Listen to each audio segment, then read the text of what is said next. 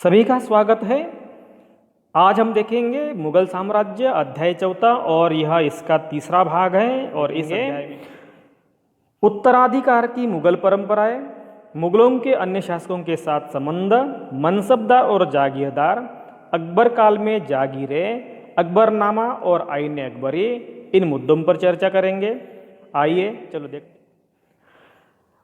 तो उत्तराधिकार की जो मुगल परंपरा है वो दो प्रकार की थी, ज्येष्ठाधिकार और सहदायाद। तो मुगल जो लोग थे ज्येष्ठाधिकार के नियम में विश्वास नहीं करते। ज्येष्ठाधिकार का मतलब क्या क्या होता है कि जो बड़ा पुत्र होता है उसको गद्दी देना। तो वे सहदायाद की मुगल और तैमूर वंशों की प्रथा को अपनाते थे, जिसमें उत्तराधिकार का विभाजन समस्त पुत्रों में इक्वली कर दिया जाता था। तो ये हो गई उत्तराधिकार की मुगल परंपराएं, जो ज्येष्ठाधिकार और सहदायाद, लेकिन सहदायाद में उनका ज़्यादा विश्वास था। मुगलों के अन्य शासकों के साथ संबंध कैसे थे देखिए। तो मुगलों ने अपना साम्राज्य विस्तार करने के लिए अभियान चलाए थे। उन्होंने कितने शासकों को अपनी सत्ता को स्वीकार करने के लिए विवश कर दिया था, और इस तरह से मुगलों ने उनकी सत्ता को स्वीकार न करने वालों के खिलाफ लगातार अभियान चलाए। राजपूत शासकों ने मुगल घराने में अपनी पुत्रियों के विवाह किया करके उच्च पद प्राप्त किए। इस तरह से राजपूत लोगों ने मुगलों के साथ वैवाहिक संबंध प्रस्तावित किए। सिसोदिया राजपूत जो है राजपूत हारे तो मुगलों ने उनके साथ सम्माननीय व्यवहार किया और उनके जागीरें, उनके वतन उनके जागीर के रूप में वापस कर दिया। इस तरह से उनके साथ सम्माननीय व्यवहार करके उनका अपमान ना करते हुए उनको सम्मान के साथ लौटा दिया था। पराजित करने पर भी उन्होंने किसी ऐसे लोगों को या अपने ऐसे शासकों को, स्थानीय शासकों को अपमानित न करने की नीति के कारण ही उन्होंने इस देश में संतुलन की वजह से मुगल भारत के अनेक शासकों और सरदारों के ऊपर अपना प्रभाव बढ़ा पाए। और इसीलिए क्या किसी को हरा कर भी वो अपमान नहीं करते थे, और इसीलिए यहाँ के स्थानीय शासकों ने मुगलों के प्रति अपनी वफादारी रखते थे। अब यह देख सकते हैं कि राजपूतों ने किस तरह से मुगलों के साथ वैवाहिक संबंध प्रस्ताव किए थे। जहाँ देखते हैं कि जहांगीर की माँ जो है कच्छवा की राजकुमारी थी, वह अंबर, जिसको हम आज जयपुर बोलते हैं, कि राजपूत शासक की पुत्री थी। शाहजहाँ की माँ एक राठौड़ राजकुमारी थी, वह मारवाड़ के राजपूत शासक की पुत्री थी। तो इस तरह से राजपूतों ने वैवाहिक संबंध प्रस्तावित करते हुए मुगलों के साथ अपने संबंध प्रस्तावित किए। साथ साथ में मुगलों ने भी उनकी जहांगीरें, उनके वतन वापस करके उनके साथ सम्माननीय व्यवहार किया था। अगला मुद्दा है मनसबदार और जागीरदार। तो देखिए, मनसबदार और जागीरदार, मुगलों ने क्या किया है कि विभिन्न सामाजिक समूहों के सदस्यों को प्रशासन में नियुक्त करना प्रारंभ किया है। कि केवल एक ही प्रकार के उनके पास सदस्य नहीं थे, विभिन्न प्रकार के विभिन्न समुदाय के लोग उनके यहाँ काम करने वाले थे। तो शुरू में ऐसा था कि विशिष्ट प्रकार के लोग उनके दरबार में काम करते थे, लेकिन बाद में शासक वर्ग में ईरानी आ गए, भारतीय मुसलमान आ गए, अफगान राजपूत आ गए, मराठे आ गए, और अन्य समूह भी इनमें सम्मिलित किया गया है। और जो मुगलों की सेवा में आने वाले जितने भी नौकरशाह थे उनको मनसबदार कहा जाता था। तो मनसबदार देखिए, तो यह विशेषता ये थी कि जिन्हें कोई मनसब यानी कोई सरकारी हैसियत अथवा पद मिलता था उनको मनसबदार कहते थे। और यह मुगलों द्वारा चलाई गई एक श्रेणी व्यवस्था थी, जिसके जरिए पद, वेतन और सैन्य उत्तरदायित्व निर्धारित किए जाते थे। मतलब मनसबदार के अनुसार उनकी श्रेणी, उनके पद, वेतन और सैन्य उत्तरदायित्व डिसाइड किया जाता था। पद और वेतन का निर्धारण जात की संख्या पर निर्भर था। मतलब उनके पास जितनी अधिक श्रेणी होती थी उतने ही उनका पद ऊंचा और उनके वेतन भी ज़्यादा होता था। जात की संख्या अधिक होती थी तो दरबार संख्या जितनी अधिक होती थी उतनी ही दरबार में अभिजात की प्रतिष्ठा बढ़ जाती थी और उसका वेतन भी उतना ही अधिक होता था। तो मतलब जिसके जात का दर्जा उतना, जात मतलब ये कास्ट नहीं है, ये एक विशिष्ट उनका दर्जा होता है, तो उस दर्जे के अनुसार ही उनकी दरबार में प्रतिष्ठा बढ़ती थी, उनका वेतन भी बढ़ता था।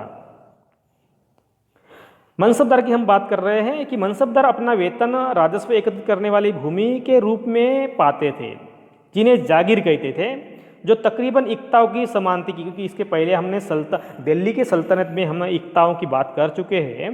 और मनसबदार मुक्तियों से भिन्न थे। कैसे? देखिए, मनसबदार अपने जागीरों पर नहीं रहते थे और न ही उन पर वो प्रशासन करते थे। मनसबदार कहीं और काम करते थे। उनके पास अपनी जागीरों से केवल राजस्व एकत्रित करने का अधिकार था। मनसबदारों को जागीरों से राजस्व वसूल करने का अधिकार था और यह राजस्व उनके नौकर के माध्यम से एकत्रित किए जाते थे, जबकि वे स्वयं देश के किसी अन्य भाग में सेवा देते थे। तो इस तरह से एकताओं से वो मनसबदार भिन्न होते थे। और जो सैन्य उत्तरदायित्व मनसबदारों को सौंपा जाता था, उन्हीं के अनुसार उन्हें घुड़सवार, मतलब उनके पास घोड़े पर बैठने वाले जो सैनिक होते घुड़सवार रखने पड़ते थे। मनसबदार अपने सवारों का वो निरीक्षण के लिए लाते थे। वो सैनिकों को घोड़े को दगवा देते थे ताकि उनकी पहचान हो सके। सैनिकों का पंजीकरण करवा देते थे ताकि उनका काउंट अच्छी तरह से हो सके, उनका रजिस्ट्रेशन अच्छी तरीके से हो सके। और इन कार्यवाही के बाद ही उन्हें सैनिकों को वेतन देने के लिए धन मिलता था। मतलब क्या है, पहली बात है, वो सवारों को निरीक्षण के लिए लाते थे। उनके जो सवार होते थे, घुड़सवार होते थे, अपने घोड़ों को दगवाते थे, दाग देते थे, सैनिकों का पंजीकरण करवाते थे और इसके बाद ही उनको सैनिकों को वेतन देने के लिए सरकार के द्वारा धन या सम्राट के द्वारा धन दिया जाता था। यहाँ बात करते हैं हम अकबरकालीन जागीरें कैसी थी। तो अकबर के शासनकाल में जो जागीरें होती थी उसका बहुत अच्छी तरीके से आकलन या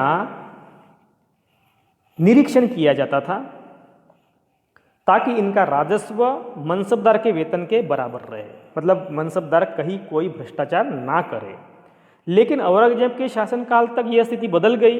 प्राप्त राजस्व मनसबदार के वेतन से बहुत कम होता था। मनसबदार को वेतन ज़्यादा दिया जाता था, लेकिन जो राजस्व वसूल किया जाता था वो बहुत ही कम आता था।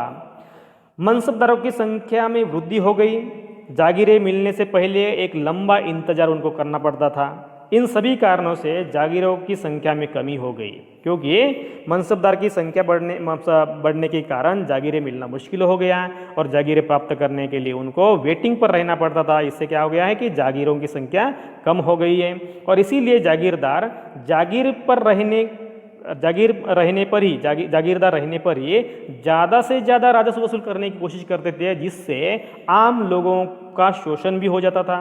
औरंगजेब ने अपने शासनकाल के अंतिम वर्ष में इन परिवर्तनों पर नियंत्रण नहीं कर पाया और किसानों को और आम जनता को और मुसीबतों को सामना करना पड़ा। तो इस तरह से अकबर काल में जिस प्रकार की जागीरें होती थी उस प्रकार की जागीरें औरंगजेब के शासनकाल तक नहीं रही। आप इस चित्र में देख रहे हैं कि जैसे यहाँ शाहजहां का एक राजकाल है या लघु चित्र बनाया गया है कि जहांगीर के समय भ्रष्टाचार का बोलबाला था। एक पहले चित्र में आप देख रहे हैं कि एक भ्रष्ट अफसर रिश्वत लेते हुए आप देख रहे हैं यहाँ, और दूसरा है कि एक अधिकारी है गरीब किसान को सजा देते हुए, क्योंकि हो सकता है कि समय पर उन्होंने राजस्व नहीं दिया होगा। तो इस तरह से अमीर और गरीबी भ्रष्टाचार का ऐसा बोलबाला होता था। तो यहाँ आप देख सकते हैं कि जो गरीब लोग होते हैं उनके ये अफसर होते हैं, इस तरह से उन पर अन्याय या अत्याचार करते थे। अगली बात करते हैं हम अकबरनामा और आईने अकबरी। तो अकबर ने अपने करीबी मित्र जिसको अबुल फजल, जो उनके नवरत्न दरबार का एक सदस्य था, दरबार का एक नवरत्न था, उन्होंने एक आदेश दिया कि वह उसके शासनकाल का इतिहास लिखिए। और इसीलिए अबुल फजल ने यह इतिहास 3 जिल्दों में, मतलब 3 हिस्सों में उन्होंने लिखा है और इसका शीर्षक है अकबरनामा। पहली जिल्द में वह अकबर के पूर्वजों का बयान करते हैं। पहले इसमें अकबरों के जो पूर्वज हैं उनके बारे में लिखता है। दूसरे इसमें अकबर के शासनकाल की घटनाओं का वह विवरण देता है, उसका वर्णन करता है।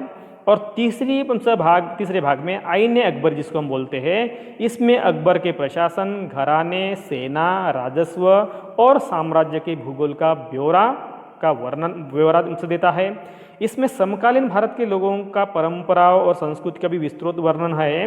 और आईने अकबरी का सबसे रोचक आयाम है कि यहाँ विविध प्रकार के चीज़ों फसलें, पैदावार, कीमत, मजदूरी, राजस्व का सांख्यिकी ये विवरण मिलता है। और इसीलिए इतिहास को लिखते समय अकबरनामा आईने अकबरी को ध्यान में रखते हुए मध्यकालीन या मुगलों का इतिहास लिखा जाता है। तो इस तरह से इस चित्र में आप देख सकते हैं कि अबुल फजल ने जब अकबरनामा पूरा किया, लिखन पूरा किया है, तो उसको सौंपते हुए एक चित्र में दिखाया गया है कि जो अबुल फजल अकबर को अकबरनामा प्रदान कर रहे हैं।